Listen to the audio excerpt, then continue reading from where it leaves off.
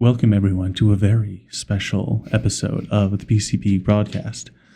I am Admin Anonymous, bringing you your wonderful introduction to PCP, No Boosters Needed. And center ourselves. Poor Comic Crash is going to have to decide which intro to actually use, but I'm pretty sure he's going to choose that one. At the same time. Yes, playing right next to each other. That's all on you, Comic. Both is good. Wait, both at the same time? Alright. Welcome everyone. Hey everybody, and welcome to special PCP, No Boosters Needed. PCP This is the podcast where we talk about the PLC and everything Admin going on Anonymous, with that. I am bringing Juhadre. you I'm Admin your Anonymous. wonderful introduction and listeners. to And I'm VG Shazbot. PCP, And No Boosters Juhadre already Needed. off the camera. And the hard part is, he's in the worst space for that. I did that on purpose. I did that on purpose for sure.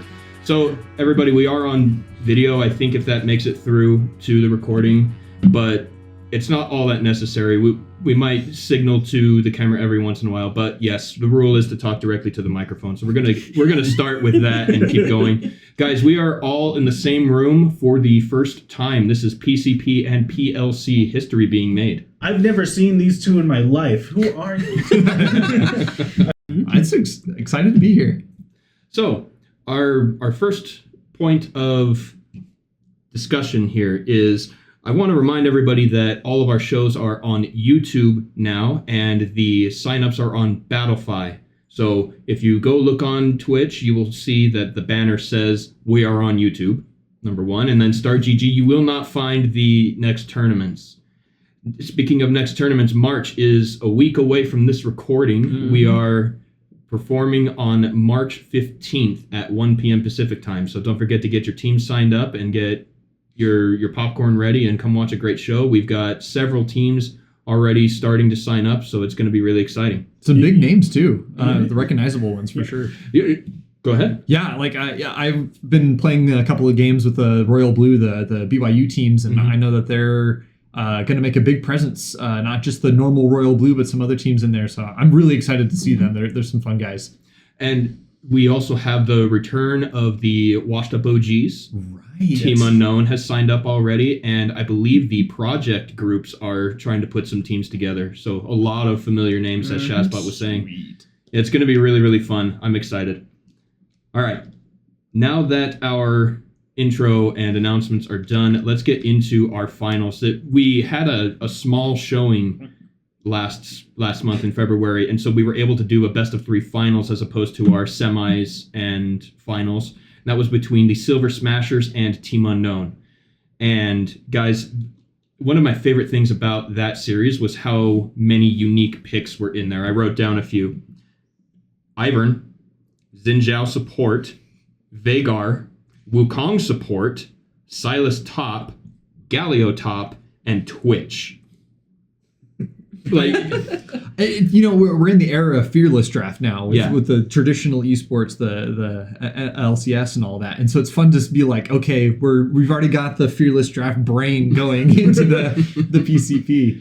It's pretty fun. Yeah, the only repeat champion was Twitch, and that was played by Valentine on Team Unknown both games. And I will say that Maokai was picked again, just in a different role by a different team. So, like, I don't think we really count that. Yeah, pretty close to fearless, though. Pretty close. A tree is a tree is a tree. Especially when he was paired with Ivern in game number one. Another tree. It was a lot of fun to watch that. And so when Corporate wants you to find the difference between these two images. They're the same picture. They're the same. They have a root. They dash to you because of the root. Like, oh my gosh, you're breaking my brain. I told you, a tree is a tree is a tree. Okay, now here's the other thing. So could you imagine if the bush collar and the sapling were on the same letter, and you could just combine your E's or your W's together? Although I am realizing the synergy together. I do want to see some Ivern Maokai bot lane. I've seen him bush comps. I've seen the Ivern with the Rengar. Everybody, I think everybody's experienced that. Yeah. But with the Maokai, I have seen it. Okay, all right. I love seeing just funny combinations like that. I've seen Ziggs with Vagar support, where the Vagar will put down the stun, and then the Ziggs will W them into the stun. That's unacceptable. Well, everyone knows me as the dog-coated champ, so we just need a tree-coated person. Call him Tree Hugger. One of the other things that I noticed was Silver Smashers had a really good macro sense to them. The way they moved around the map was very impressive, and they read the draft really well too. In game number 2, they had a Malphite, but Team Unknown drafted 4 magic damage champions and Twitch.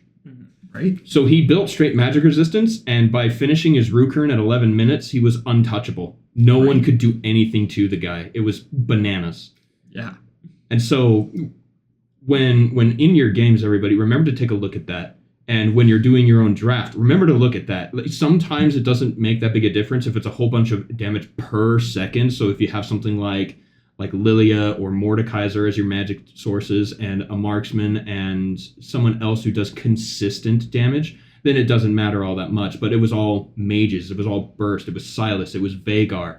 It was Udyr. And so they had no way to break through that amount of magic resistance that early. It was crazy. It's really wild. I know pulling back to the non-final games, but I was playing on the Krugkillas, we were on stream, and anyone who watched our games knew that we got destroyed, and a big portion of that was our drafting and all that. And I just realized the importance of practicing drafting before the tournament. Set up a comp and be like, what are we weak to? What are we, it's the thing that I'm always pushing for. And one of those things is if you draft all magic damage, then the enemy team is like, great, I'm going to pick Galio. I'm going to pick Malphite with any amount of MR and just make your day terrible. So that was something that I was like pulling away from my own games, let alone from the finals. Right. So, yeah. So then going into more of the games of the finals, when game number 1, spoilers, by the way, that's what this show is about, is spoilers. We're talking about last tournament. Yeah, it's been a month. No, the cool part is if you could talk about next tournament with this accuracy. Oof. You're gonna cast your curse yourself right now. In our crystal ball, and I see. We don't even know what of the 9 teams are actually going to be in there. I see Ivor and Maokai.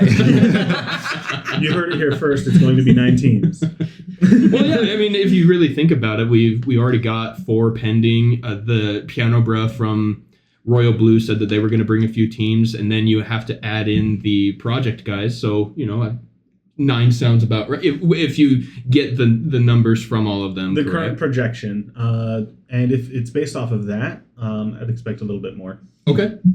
And Sweet. just because there's always 1 or 2 teams that sign up just the day before. Mm-hmm. And as your resident tournament organizer, please sign up early. Yeah. We love you anyway. Also, as soon as you can.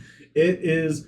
Let me put it this way: I have a friend who goes to FanX in Utah every time they can, and they would say, it's like, oh, they announced this celebrity like really late. That's because they wanted to get their late signups.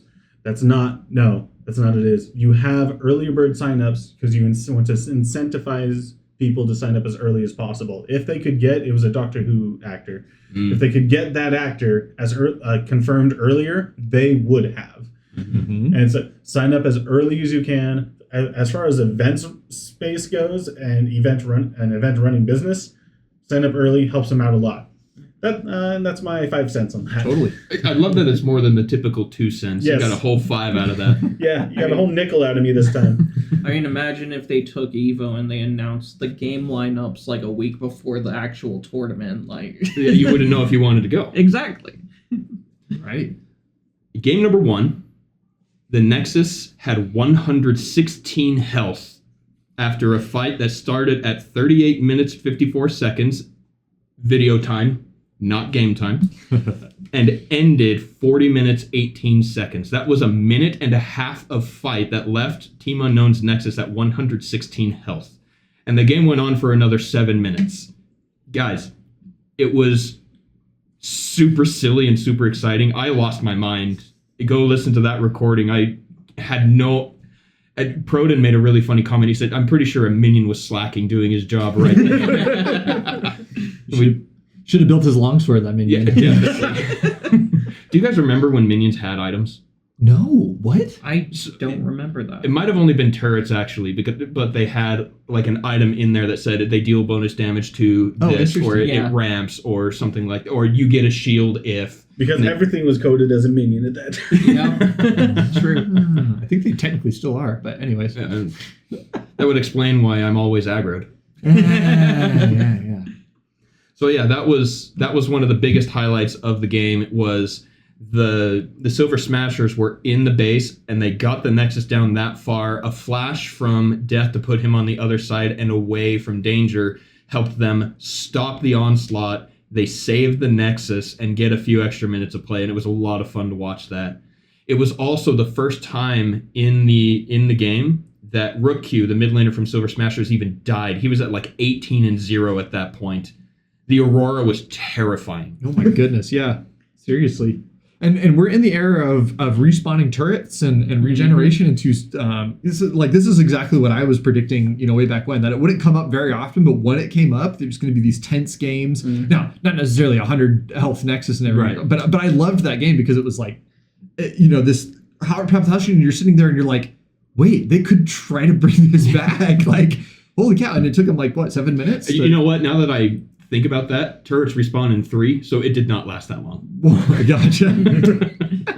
There was another fight, I think at the Baron, if I remember right, and then They it pushed ended. it in the end, but still. But you know. yes, they did hold on for a few extra minutes. It would have been really cool to see those respawn. We haven't seen the respawn turrets yet, have we? In PLC? I can't. I don't think so. Not in PLC, or at least not in any of our streamed games. But yeah, we do live in the era of comebacks now. A season ago, if your turret got down or your Nexus got down to 100 health, you're like, great, I lose. Yeah, I have to babysit the Nexus, and that's a rough Yeah. place to be. I give up Baron. I give up Elder Dragon. Sorry. Well, and so the other good news is there was only one inhibitor down at that point. It was only mid lane inhibitor. So there was still a lot of leeway and comeback potential.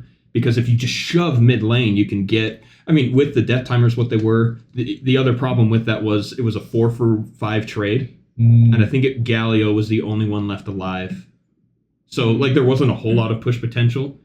And by the time they got the respawn to push, it was answered with, by the way, we're taking this epic buff and we're going to end the game. Yeah. Man. Another really... There are 2 more things specifically about this series. Number 1 was the fights were long. We just talked about one that was over a minute and a half. In game number 2, starting at 27:25 video time, it goes to 29:17. That's almost 2 straight minutes of people fighting. And it went from the Drake to the mid lane, right above the river, into the jungle, between the 2 turrets, back down to the Raptor camp when it finally ended. It was just this huge circle of people just jumping in and dying and fighting. And people who died at the beginning respawned quick enough to get in there and fight again. It was so much fun to watch. So if you like long fights and exciting games, this is... And honestly, like in my experience as someone who's lost to Silver Smashers, but Silver Smashers seems to have this like charisma to them when they go into fights and stuff. They're not so much to play against, but again, a lot of my favorite teams are not very fun to play against because they destroy me. But they're really fun to watch because they have this kind of like bombastic, no, I'm going to get you. You can't run away. So, and that goes to point number 2 that I wanted to bring up is Yoshiji, the support player on Silver Smashers, was just a menace. Honestly, when we get into our patch talk, there's something that's really going to mess up his gameplay because holy crap, he was in every single lane constantly. When the minions hit in mid lane, both games, he was like, hey, I'm jumping on you, Death. And it was, why? Why are you here? What possible benefit would you get? And then he got the benefit because it pushed Death off the wave. He got level 2 a little bit slower and all this stuff. And then suddenly he's top lane. It's like, why are you here? Yeah, seriously. And remind me, he was playing... Game 1 was Xin Zhao. Xin Zhao, that's right. So Game 2 was Wukong. And if you think about it, like Xin Zhao, what does Xin Zhao jungle need to gank a lane? Level 2. Yeah. Like that's it. And so a support is just a dedicated ganker at that point, and doesn't really need the what is it? The 3-hit passive. Yeah.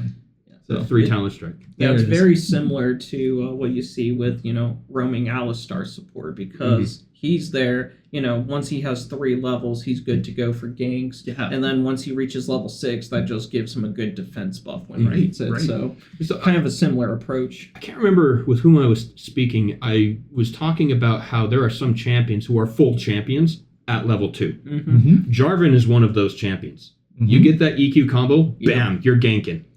You don't like the 60 health shield? It gets bigger how many champions you hit, but They finally gave it health scaling after a long time. Good. Because for the longest time, it was only like 20 more shield every single level. But yeah, they eventually added health scaling, so that's good. I'm not going to out anyone, but I play with a lot of people that say, we invade. And then my immediate reaction is, with what? What is on our team that allows us to win a level 1 fight? And if you get good at drafting, you can draft for that. That can be something that you can plan for, such as taking Xin Zhao support. That's why I like the Silver Smashers, right? Yeah. Just taking all this crazy stuff.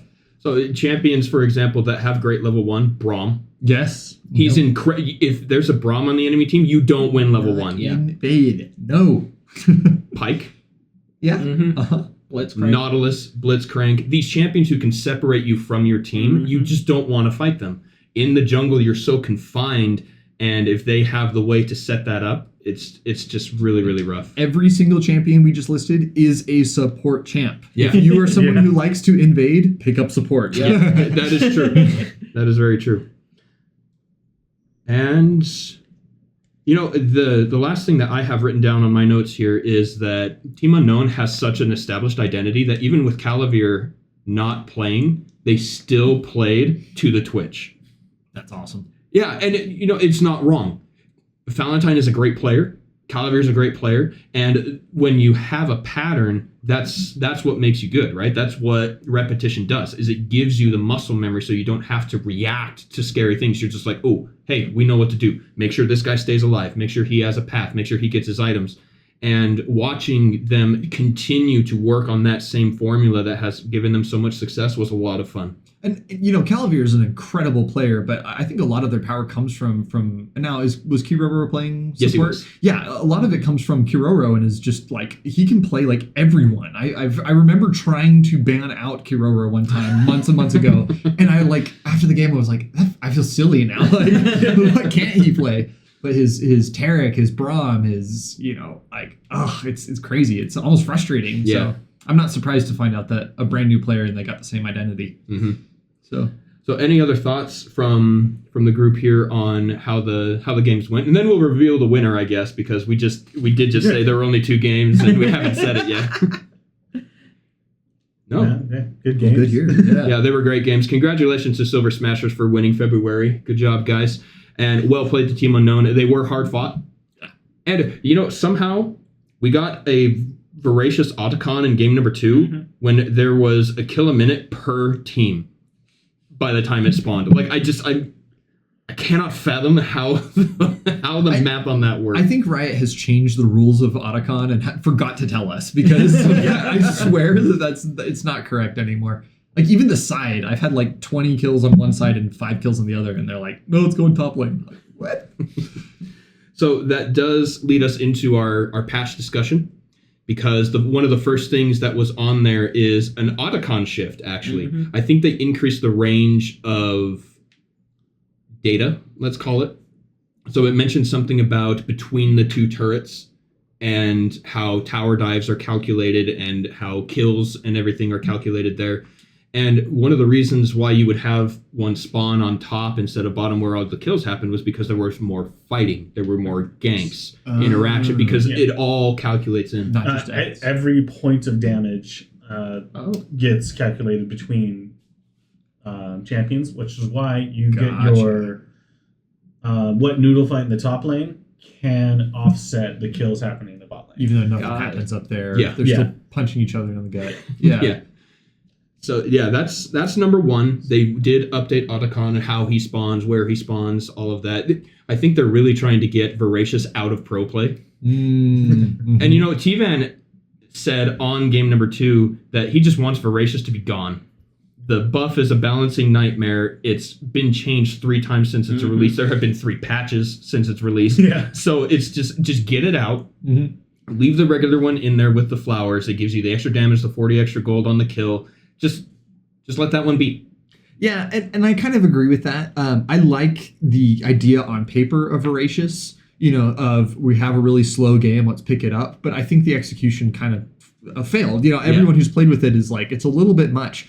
And I also like that the other Otacon, whose name is Ruinous Otacon, thank you. You knew that, of course. Of course I knew that. You were testing that. Exactly. You got it. I love that monster is, if you smite it, but then your team gets wiped afterward, that the other team gets something. I think that is a completely underappreciated zone of control that, we love our hype Baron steals, we love our hype Dragon steals, but if one person comes in and ruins that macro play, and then they get killed, that's it. Like, they get the soul, they get the dragon. But the Voracious Otacon, putting those flowers out, you have to commit that time to actually collect all those flowers. That one's Ruinous.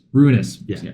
So the way to think of it is Voracious means you want more, and so it's the one with the revive. But Ruinous, everything's ruined, and so you get the flowers with more damage. Everybody's dead. The game is ruined. I want my money back from my college for not teaching me those vocab words. I don't know what they mean. So Hold on. What did you major in?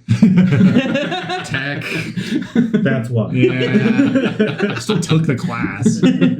something I also really like about it regarding zone control is it also offers a comeback aspect for the other team. So if the other team, say that the enemy team comes in and they take the Otacon, the other team can then come in, wipe them all out, and grab the flowers before they can. So you really have to strategize and think about when and where you do it and the potential consequences that could happen, which is something I like about it. It's almost an impossible ask, though.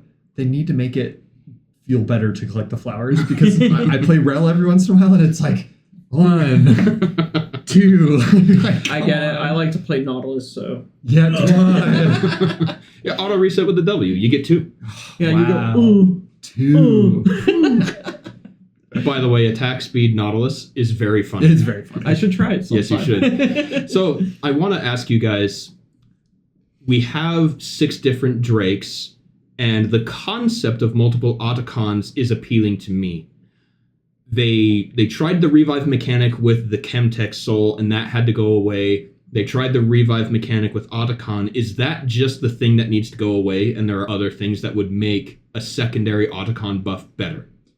I think that pulls to the idea behind the Otacons. That being, it's an exciting game, let's slow it down for objectives, or it's a very slow game, let's speed it up for some exciting kills. Because at the end of the day, if you're watching Pro and they're just sitting at their tower farming, then the casters have to make up something to talk about for 10 minutes until lane phase ends. We know how that feels. Exactly. And we also know how it feels to be I cannot breathe. They are just fighting and I can't talk about anything. So see Febrary. Yeah, exactly.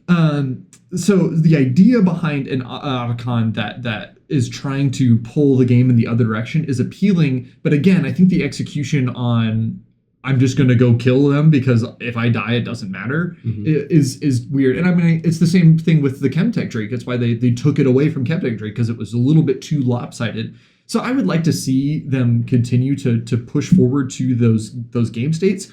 But it's also really finicky. What could you give a team that is playing slowly to be faster without just winning the game right there? That's true.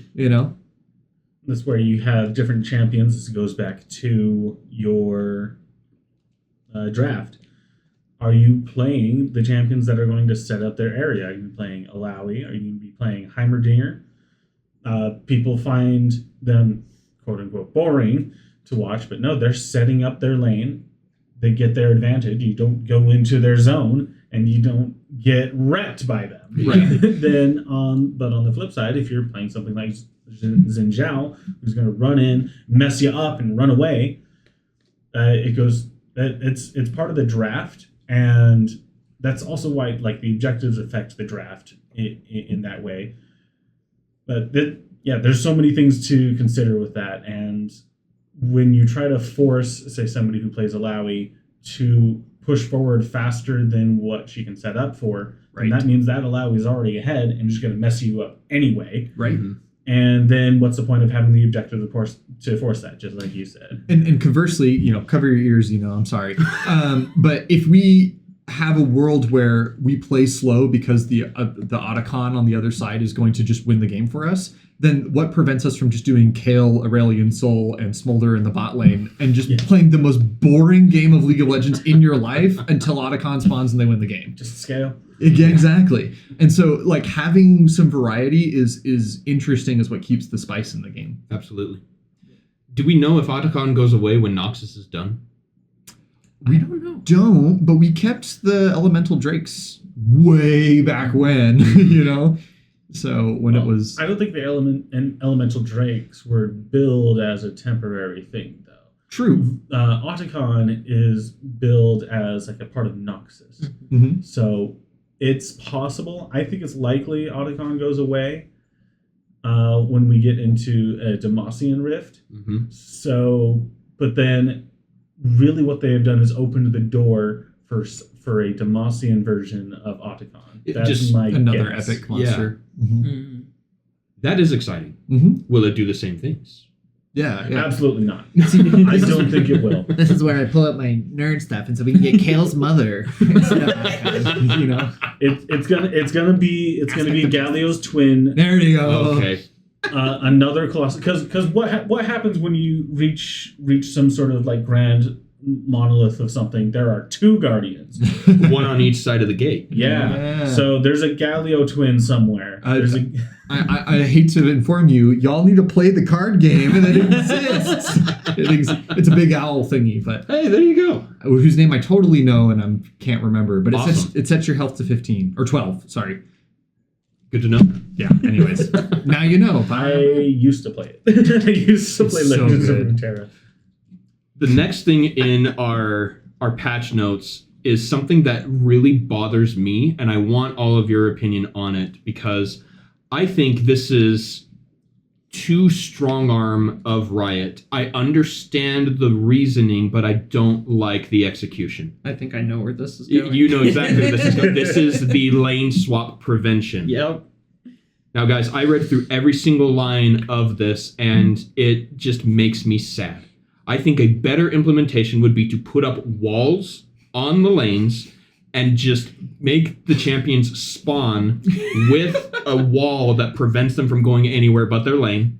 Mm-hmm. And the jungler is the only one with like an innate Kayn passive through those walls. Like that's better to me than what they're doing. I think I think I'm on both sides of the fence. On your side of the fence, I absolutely agree. I think that the way that they're doing it feels weird, and people are right to be like, why is it happening this way? I wish there was like an item you could build or something like that, a way to say, oh, they're totally going to lane swap me as set. Let me build like extendo punch so that I could like hit the AD. I don't know. I'm just talking. I wish there was like an item specific choice to get you through the lane phase if you were against two people. At the same time, I do understand why it's so boring to watch in pro, and it's only for like 3.5 minutes. Yeah. So like you can still lane swap before lane phase ends, realistically. But I mean, like level 1 through 5 in top lane is like sacred. Yeah. It is the top. There's the top lane's time to get that solo kill that they've been fantasizing in their 11th grade class all day. And that's exactly my point. Is it's only for 3.5 minutes. Right. So what are you actually preventing? Once that's at 3 minutes and 15 seconds, back, and then you go straight to the other lane. Oh, but then they have the opportunity to follow. No, you don't. You have to back on your own timing. It's too early to worry about the Drake. The grubs haven't spawned either. You just swap again. So, like, the implementation of this change, in my eyes, doesn't solve anything. I think it solves level 1 through 3. I am Tryndamere. I know one thing, and that is I spin the last minion so I can get level 2, and then I attack you until one of us dies. Mhm. I can't do that if there are two people in the other lane, and I think that's the only thing that it solves. Okay, so it gets you to level 3, so then you have your spells to combat the 2v1. Exactly. Yeah. Well, then why not just... Okay. Yeah, exactly. It's the problem. It's like, this is clearly an issue, and also it just feels like a weird solve. Yeah. And so, like, it feels bad, and I'm pretty sure the verbiage in the patch notes are, like, we're going to continue to look at this. This is just to patch things until we can figure out something better. So, I don't know. I wish Riot the best. I understand both sides, and I tend to be more on your side. And I'm like, it's a weird change for sure. I just don't understand why Riot is trying to strong arm the meta so much. Like, let people do different things. Let people try different stuff. We don't have to have the 1-1-2 with someone in the jungle formula. Let people try new things, you know? It's interesting you bring that up because it specifically calls out, quote, for those of you who like double top lane, end quote, this doesn't matter. If the game sees that you don't have a jungle item on your team, it doesn't do the thing.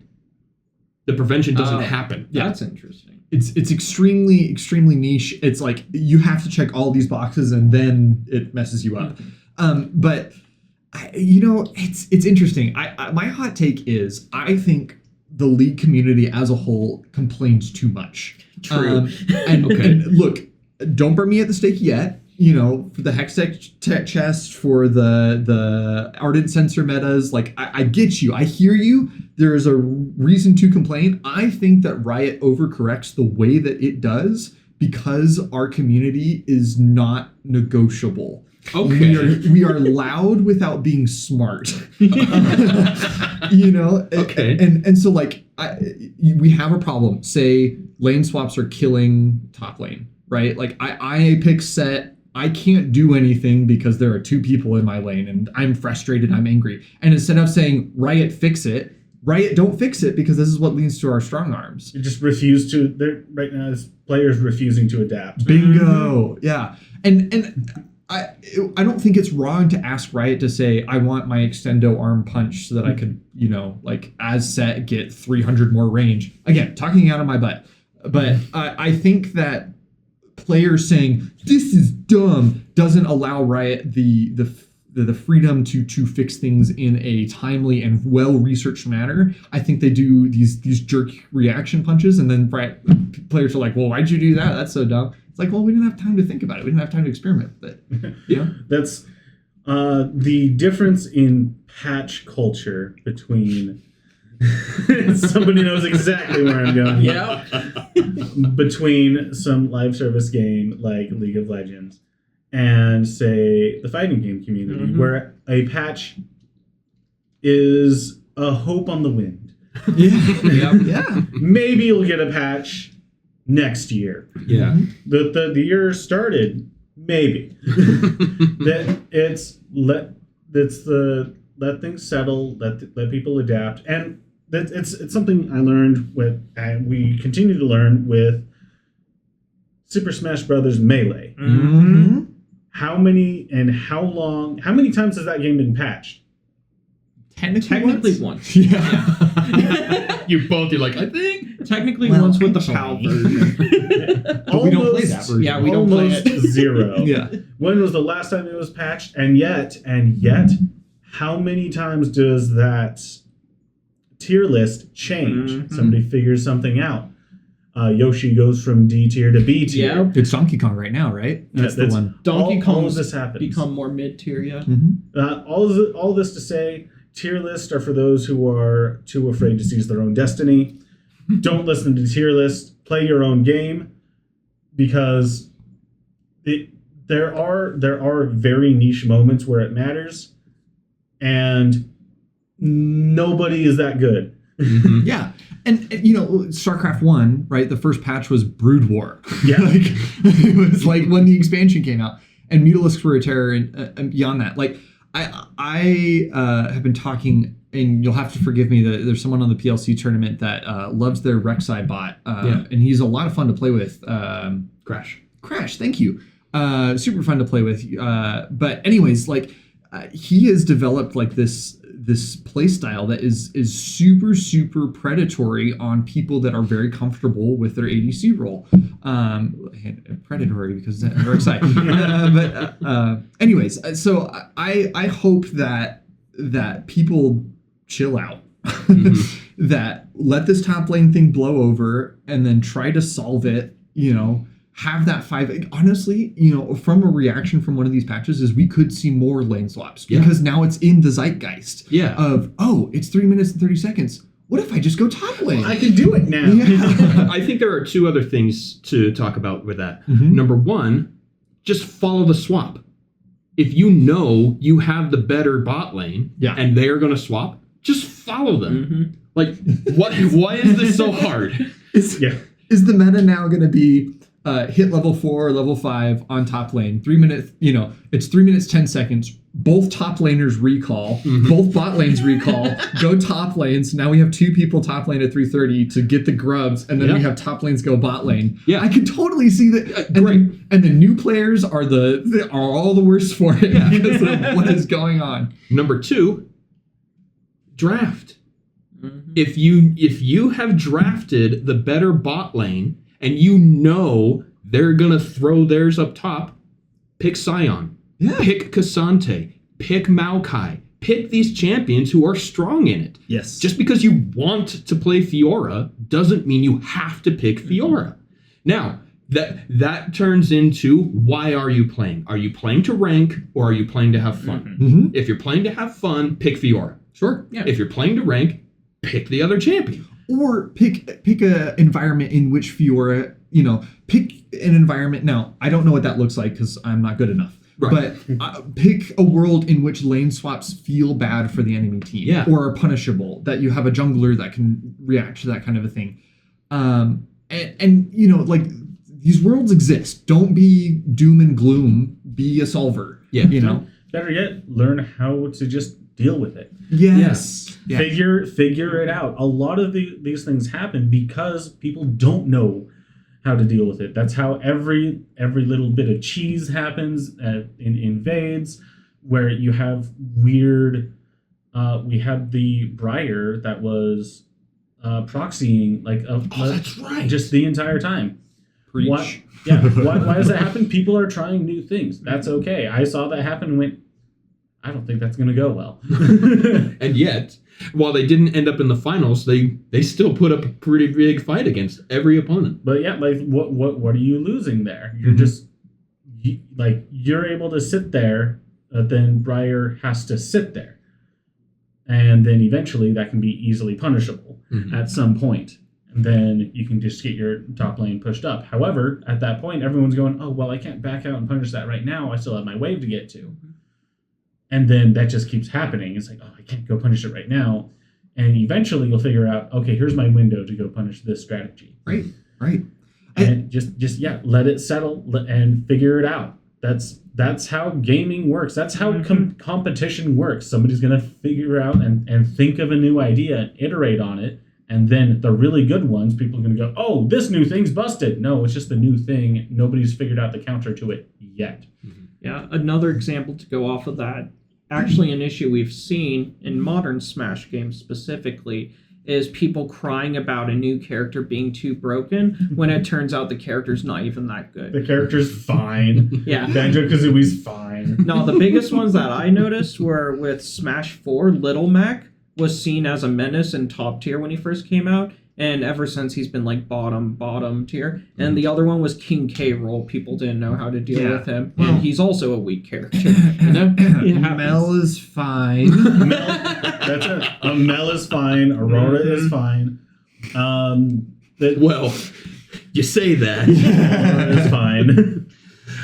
The only reason I say that is because Aurora just got nerfed. Right. Now, and take all of this with a grain of salt. We are hitting things from like a super, super high level. There are so many master level players that are just like shuddering right now by all the weird things that we've suggested. And I think, without getting into the specifics too much, I like the idea of, I have too many friends who like to break the meta, but for what purpose? Just to do something that's brand new that no one's seen before? Or I have a goal, and that is I do not like Lulu, and I need to figure out a way to shut out Lulu. I haven't figured that out yet. I hate that shit.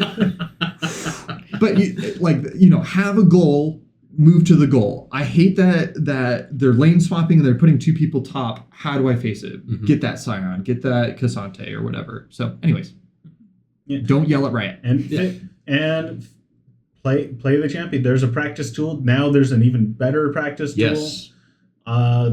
Where you can play with other people in the practice tool, which is excellent. And I remember way back when Zoe came out.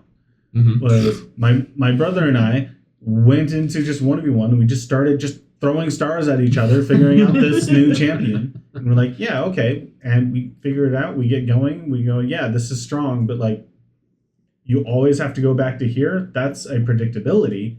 Whenever you ult, you're going to go right back to the original point. Cool. I'll throw my hook at that part. Yeah. Talk about a champion that released that everyone thought was crazy overpowered. When was the last time you saw Zoe? The thing with Zoe is so high skill, requires so much skill because it's punishable. Yeah. And so just take your time. Whenever something happens, you're like, oh, this is busted. It's me and Shaco. I gotta play. I have to play some Shaco. I've played a little bit more Shaco the past few weeks. Going cool. Still haven't figured it out, but it's like an Elden Ring boss. You keep throwing yourself against that wall, you're going to break through it eventually. Right. Well, thank you for going on that adventure. Yeah. All of this to say, we want our players to be a little more creative. Yes. And instead of whiny. Not the word I was going to use, but yes, less whiny, but more creative. I'll say it. And I think that's what's going to help, like you said, the community, Shazbot. And it's going to help tournaments. It's going to help everyone progress. I think it will also increase people's enjoyment of the game because it gives everyone a chance to really think about why they're playing and what makes it fun. Is it fun to win? Or is it fun to be a champion in this arena? Is it fun to knock down a building? Or is it fun to be able to dance around the fight and get everything you need? And finding the way to do that in every game, I think, is the number one thing we're trying to do. We're not trying to say everyone sucks and it is just too whiny, though the overall community sentiment is that way. But we're trying to give answers, just like Shazbot was saying. We're trying to find a solution to what is perceived as a problem. And I will say, especially those people who are amazing and beautiful and decide to participate in the PLC tournament. Thank you. Yeah, seriously. I think that people are usually warm and welcome. If you were like, how did you do that? Ping that person, ping Death and be like, what was that as your play? That was insane. Can you show me how you did that? Death will be like, yes. Our players are just great people. And I think if we fostered that community of what was that, and show me what you did, we can have that more. Right. Anyways, I'm rambling. So the last thing in the patches that I think is relevant to our tournament is the Aurora nerf. All the other champions who got hit are champions that either didn't get changed enough to really warrant discussion or are champions that aren't played a lot. But Aurora is. I know that it's a favorite of Proton's, and I know that Rookyu just demolished everyone with it. Right. And so I feel like it's worth bringing up. It was a damage reduction on her E, which is insane, by the way. When you, I think it's QE, right? Because you have to get the Q first. The E has slightly longer range, and then the auto pullback on the Q. I think that was a bad change, personally. But that combo procs the buffed electrocute, and it's too much. I think the champion overall is fine.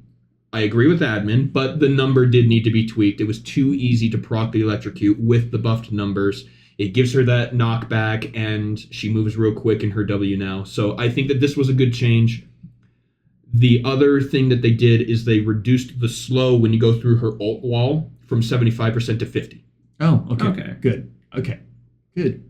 It's You can't leave. You can kind of leave. Now you're Fine. Yeah, You're fine. Just go through it. Just go through it. We're just gonna do 1,000 damage to you. I think it should. It's because all the power budget's in the damage, so Mhm. just Exactly. they're slowly, and these are all the changes and stuff like that to Aurora are those little bits to help make sure you don't want to overcommit. And it's also, as people start figuring out how to play the champion, they get stronger with it. Right. Then you can start pushing that back. I'm going to say this: Riot does not make champions strong on purpose just to sell them. Mhm. People are going to play them anyway. Yeah. The reason why they may come out strong is because we're still figuring them out, and then you scale it back, and then they'll eventually be in the right place. Right. I think that I could be wrong here, but I believe someone at Riot in the past has said that they purposefully put the new champions where they think they should be, then weaken them a bit there before they release them to the public with the hope of it won't be overbearing. Mm-hmm. There's such a fun debate around that, and I honestly think that they have changed their philosophy over time. Probably. And Yes. Absolutely, it's been years. Yeah. You iterate on how to build champions and how to do stuff like that. I just keep going back to Vel'Koz went so long without a nerf from release, and it's not going to stray too much from that. yeah, and I was just going to say that people make mistakes, that they have had a philosophy of one way or the other, and then released a champion and been like, how did this get through? Yeah, how did this get through PvE? It's just like you only have so much time. You have deadlines. Unfortunately, we still live in a world where we have to think about feeding our families. Yeah. So you have to push a product out the door. So I don't know. Anyways, there's so much thought into it, and so I think as players who we can control, I can only control VG Shashbot and occasionally Warwick. Is to be Mostly better. Neferi. Exactly. Doggos. So just one more point on that. What we have to realize is PBE has how many players? Not a ton. Not a ton. Not a Xeno lot. as the Good luck finding a rank draft pick in PvE. exactly. So then when it is released to the public, your sample size gets ridiculously grown. And that's where the overpowered things come in, is you now have millions of other people like, ooh, what if I tried this? And that's where the problem comes in, is when your sample size is only so big, you think it is fine. And it looks like it works. Because the community is smaller, they have opportunities to tweak it. But then when you're in the grander audience, there are so many other things to consider. The same thing happens with Magic the Gathering. There was a discussion about that where somebody asked one of the developers of Magic the Gathering, hey, how did you not see this? And he said, hey, look, the first hour when a set is released, when something is released, you have immediately blown apart just how much time we've thought about it and put time and effort into it. The time we've put into it has been totally dwarfed by the amount of time that the community puts into it after just 1 hour of release. Mm-hmm. There are that many people playing. And with that many people having, I wonder what this will do. Something's going to happen, and then that'll slowly get filtered out to, okay, we figured out what kind of the strategies are to iterate on more, and you just keep going from there. Yeah, that first hour, people have ideas, and people try the ideas, and infinitely more time than Riot ever can have the capacity to test. That's why PBE, the focus is on your game-breaking bugs, get those patched out first. You're able to have enough of a sample size there where people can report that, but then once it's released, that's the release. Mm-hmm. Ship it and hope. Yeah. And I don't want to, while being a little bit of an apologist for Riot, I think we should still hold them to a high standard. If they make mistakes, we should say, this is wrong. This is messed up. And not diminishing that at all, we also need to hold ourselves to higher standards. If we are, as a community, need to root out toxicity to make sure that we can enjoy our games and other people can enjoy their games, then we should also hold ourselves to standards of learning our champs, learning our stuff, so that we can have more enjoyable games, more interesting games. If we're all playing the same chess moves, why are you playing chess? You know, if we're all playing the same League games, like let's really dig down into it, right? If League's not the game for you, then stop. If League is for the game for you, give yourself a reason to play. Like, you know, really juice it. You know? I feel like the competitive games that stick around a long time, a big aspect of them is the fact that even if you have the same champions, the same characters in a game, it's never going to play out the same as a previous game you played. There will always be small differences that change things. StarCraft 1, Melee, all, very salty much so. runbacks at Worlds. Yeah. Even those are different. Yeah. You get the exact same draft, and it's different. Yep. Totally. Alrighty, guys. Well, thank you for indulging me on all of that. Any other thoughts on the patch before we wrap it up? I mean, next patch is going to be... I'm a little excited. Ooh. You got some PvE notes that you... wait a minute. Next patch, That's right. Yeah, I mentioned it to Shazbot. He was at the airport on his way down here to Vegas, and I was like, Nefiri change? He's like, I'll watch it at the airport. Since then, I've had 6 or 7 people ping me about, what are your thoughts on the Nefiri changes? I have not read them yet. So, next episode, I hope to hear some notes about I'm making a PBE account, so that I can finally play them. Hey, if you can't get registered in time. Roger that. I still have mine. So, I think. We're not technically allowed to share them, but let me know if you... Yeah, right. We're not sharing. I'm not sharing anything, but let me know.